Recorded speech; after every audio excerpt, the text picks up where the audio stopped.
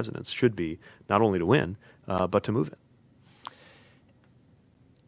Switching to the economy for a sec, right? Obviously, you're from Indiana. You've stopped in. You talk about Studebaker. I worked for Evan Bayh back in the day, so I spent some time in Indiana visiting a lot of plants that were in the process of closing down, and certainly many of those plants that I visited back in the early 2000s were not around post 2008. We are dealing with, like, there's very specific solutions that like a mayor can do to help, or a governor can do, or anyone to help a specific situation in this town, right? We're going to incent a new employer to come in or whatever else. But ultimately, we're dealing with these forces of automation and globalization that are fundamentally changing our economy before our eyes. That's right. And there is not a piecemeal solution to that, right?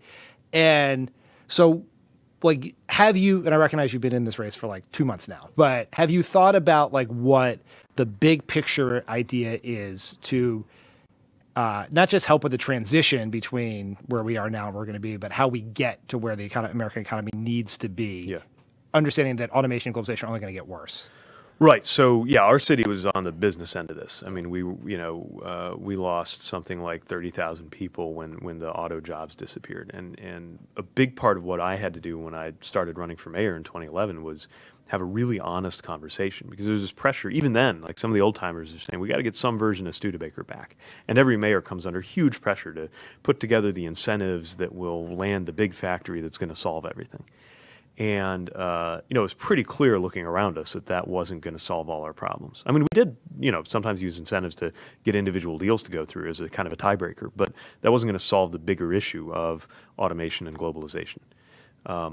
By the way, this is why you can't have an honest politics that revolves around the word again. You got to prepare people for what's changing.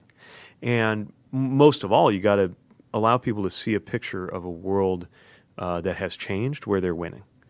And if they don't see that, then of course they're going to be very responsive to a message saying, you don't have to change. Nothing's going to change. We're just going to change it back, even if that's clearly a promise that can't be kept. So I think the thing that we miss a lot policy-wise on our side of the aisle is we have these retraining programs that are designed to help people who get disrupted. And don't get me wrong, it's good to do training. I've supported a lot of training efforts in South Bend. It's definitely part of the picture. But it completely misses why people are so harmed and so disrupted by this change. It completely misses why, for example, we had a so-called economic anxiety election in 2016 under conditions that most economists would describe as full employment. And what it misses is that even if we can find you another job with a similar income, we haven't really accounted for what happened to your identity. People's identity is wrapped up in this lifelong relationship with a single employer. By the way, this is true for white-collar workers and law firms and CPAs who are increasingly vulnerable to automation, just as it is for blue-collar workers in auto factories in Indiana, for example. So what we've got to do is not only on kind of the technical and economic side be investing way more in R&D on AI and making sure that productivity growth increases in the U.S. so that overall wealth can grow, but also something that is a much more intangible project of helping people understand where they fit in the world. When anybody on average, my age or younger, will change professions more frequently than my parents change job titles. And that's something that can't be solved by economic policy alone. I think there are some solutions. In my view, the solutions include things like community itself. So we got a lot of people who have found a sense of meaning, even as jobs come and go. They found a sense of meaning based on the role they play in the city, in the recovery of the city. They become sort of militantly attached to the mission of bringing our city back from the so-called, Rust Belt doldrums. But that sense of community, identity, and purpose can come from a lot of places. It can come from faith. I mean, at risk of sounding conservative, it can come from faith or family. And if we're not speaking to that, then I think we're allowing this void to open up. And I think, by the way, that void is being filled by some hideous things, medically hideous things like opioids, or morally hideous things like white nationalism.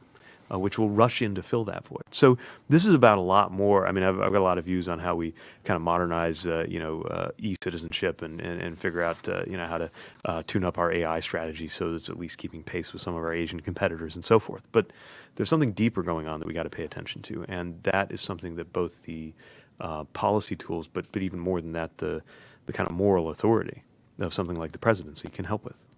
Have you thought about the idea of universal have you thought about the idea of universal basic income as one thing that might be in the policy mix to deal with the rapid transition in the economy? Yeah, I mean, obviously this is less responsive to that kind of spiritual problem I'm talking about, but the income problem won't go away, and so we've got to look at that. I think that it's worth taking seriously. There's an experiment underway now in Stockton to see what it does.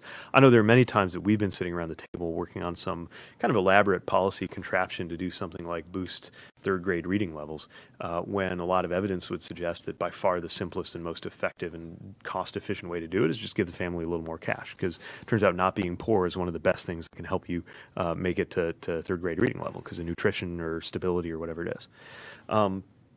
There are different ways you can structure it. I'm attracted to structures that connect it to work, but also have an expansive version of what work is, especially if some of the physical, repeatable tasks of manufacturing are being automated away. Let's give a little more regard to things like caregiving and raising children that are absolutely work. They're just not in the formal kind of economy, the way that they're traditionally being compensated. So I think with a richer and thicker understanding of what work is, some kind of relationship between a guaranteed income and work, and some kind of structure that makes it equitable, but which might be along the lines of expanded tax credit or even the negative income tax idea that first got floated in the 70s. I think that I don't know that anybody can say now that they have a fully informed, considered opinion on this, but I think it's the right moment to have that conversation, because it is something that's responsive partly to this issue of automation, which is, as you say, only going to accelerate. You can't get the horse back into the barn on this one. And we shouldn't want to, right? If we get it right, I mean, if we get distribution right, if we get society right, this should be a really good thing. I mean, it means that society can make all the goods and services it needs with all of us working less. The problem, of course, is that as that's accelerated, we haven't all been made better off. And it's one of the reasons why, even though this is a lot more related to automation than it is to trade, it is one of the reasons why there's such hostility to trade in my part of the country, because we were promised that the rising tide would rise, and it did. And we were promised that it would lift all boats, and it didn't, especially where we live. All right, let's transition to what the kind of campaign you'd run, right? Okay. And one of the biggest decisions that any candidate has to make is, particularly when running against Trump, is what's the case you're going to prosecute, right? Because the challenge we had in 2016, at least in my interpretation, is there were 100 arguments against Trump, all very true and damning. But if you tell 100 stories, you tell 0 stories. So have you thought about, like, if you are in there making the case for votes, what is your argument for why you, not Trump? I think the less about him, the better. So I think when he lies, we got to correct it, and when he does something wrong, we got to confront it, and we got to say, like, hey, I think we can all agree this isn't working out, and I've got something better.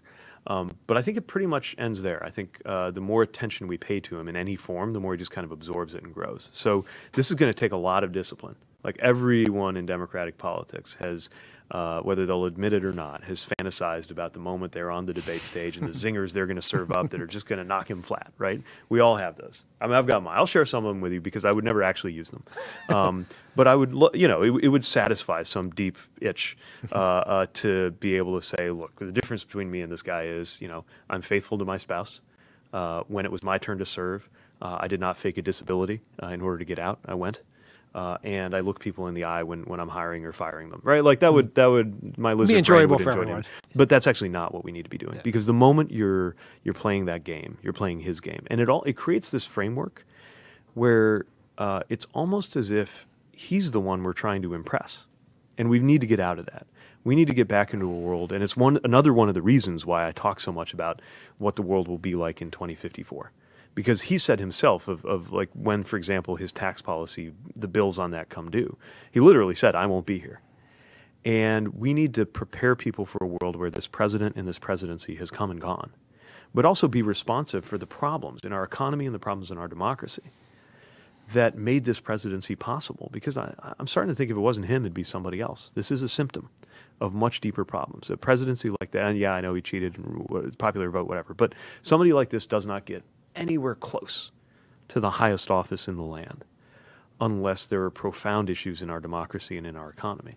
We got to be responsive to those and talk about them in a long-term picture where, frankly, people like